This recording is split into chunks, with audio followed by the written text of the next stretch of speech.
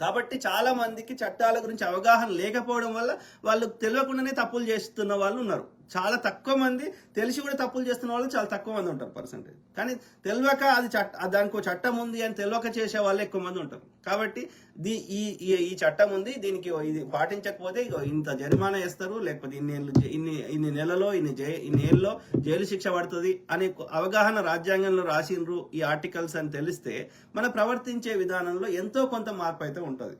కాబట్టి రాజ్యాంగం గురించి కూడా నేర్పించాల్సిన అవసరం ఉంది. అంటే నేను ఇక్కడ ఏం చెప్తున్నా, ఇవన్నీ మనకి డే టు డే యూజ్ అయ్యేది చెప్పురా, ఎందుకు చెత్త ఎందుకు నాకు అవసరం ఏంది అని నేను అంటున్నా. వాడెవడో చాణక్యుడు ఏం పీకిండు మాకెందుకు, దాంతో మాకు బువ పెట్టదు కదా. అది మాకు యూజ్ అయ్యేది డే టు డే లైఫ్లో అది నేర్పించు, సింపుల్.